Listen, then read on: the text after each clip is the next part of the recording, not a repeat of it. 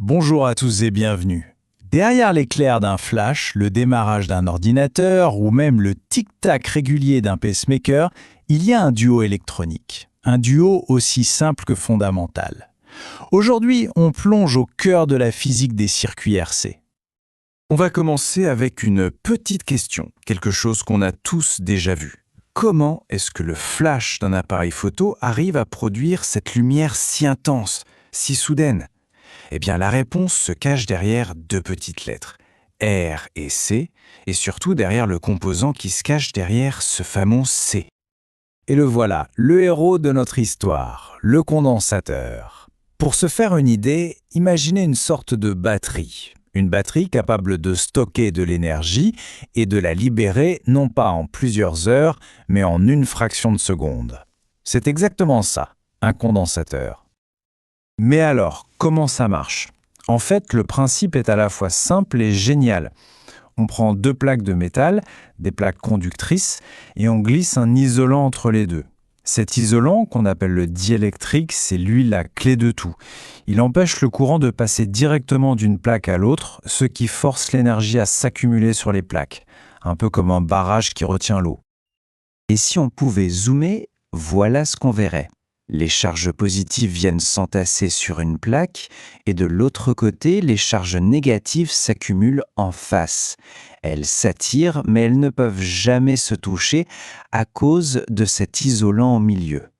Toute cette tension, cette séparation de charges, c'est en réalité de l'énergie potentielle, prête à être libérée d'un seul coup. Et comme n'importe quel récipient, disons un seau, a une certaine contenance, un condensateur, lui, a une capacité. On la note C et on la mesure en farads. En gros, ça nous dit simplement quelle quantité de charge électrique il peut stocker. Plus la capacité est grande, plus notre seau à énergie est grand. Bon, maintenant qu'on a notre seau énergétique, comment est-ce qu'on le remplit? C'est ce qu'on appelle la phase de charge. Voyons un peu ce processus en action. Alors, pour la charge, voici l'équipe au complet. On a la source de tension, E, c'est notre centrale électrique si on veut.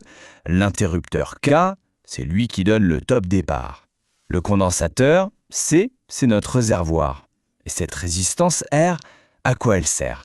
Eh bien, c'est elle le robinet. C'est elle qui va contrôler le débit, et donc la vitesse à laquelle notre réservoir va se remplir. La physique qui se cache derrière tout ça tient dans cette équation. Alors, pas de panique.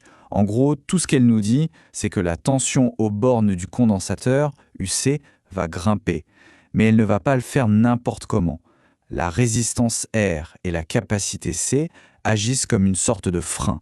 Plus leur valeur est grande, plus la charge sera lente. C'est la physique du rempli-sèche contrôlé, en quelque sorte. Et voilà ce que ça donne visuellement. La tension dans le condensateur, c'est la courbe qui monte. Elle grimpe très vite au début, puis elle ralentit. Elle se calme à mesure qu'elle approche du maximum. Exactement comme quand on remplit un verre d'eau. Et le courant, lui, c'est tout l'inverse. Le débit est maximal au tout début, quand le condensateur est vide, puis il diminue jusqu'à s'arrêter complètement une fois qu'il est plein. C'est plutôt logique, non? Bon, une fois que l'énergie est stockée, c'est bien, mais il faut pouvoir s'en servir. On passe donc à la deuxième phase, la décharge.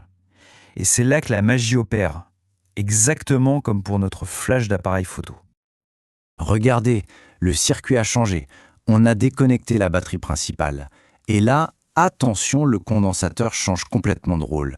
Il n'est plus un simple réservoir qui se remplit. C'est lui qui devient la source d'énergie du circuit. Toute l'électricité qu'il a accumulée va maintenant pouvoir se déverser à travers la résistance. Et ce changement, on le voit tout de suite dans la physique. Regardez bien l'équation, le terme E de la source d'alimentation a tout simplement disparu. Il est remplacé par un zéro. La nouvelle règle du jeu est simple, la tension va se dissiper toute seule et tendre naturellement vers zéro. Le résultat est une belle symétrie, mais inversée. La tension, qui était à son maximum, s'effondre en suivant cette courbe exponentielle pour retourner à zéro. Le courant fait de même, mais remarquez ce petit détail, il est négatif. Ça veut simplement dire qu'il circule maintenant dans le sens inverse. l'électricité sort du condensateur. L'énergie est libérée. Un condensateur tout seul, c'est déjà très utile. Mais là où ça devient vraiment puissant, c'est quand on commence à les combiner. Voyons un peu comment on peut les assembler pour obtenir des résultats complètement différents.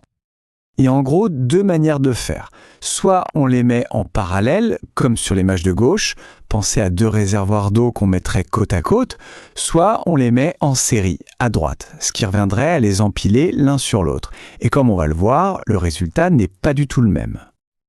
Et voici la conséquence. En parallèle, c'est très simple, les capacités s'additionnent. On a C1 plus C2. On veut doubler la capacité de stockage, on met deux condensateurs identiques en parallèle et c'est réglé. Par contre, en série, c'est moins intuitif. La capacité totale diminue. Ça peut paraître étrange, mais c'est en fait un outil essentiel pour les ingénieurs qui ont besoin d'ajuster avec une très grande précision la capacité d'un circuit. Charger, décharger, répéter. Ce rythme, si simple en apparence, c'est en fait le battement de cœur de notre monde technologique, que ce soit dans les filtres d'une chaîne Hi-Fi ou dans la stabilisation des réseaux électriques. Ce petit duo résistance-condensateur a déjà transformé notre quotidien.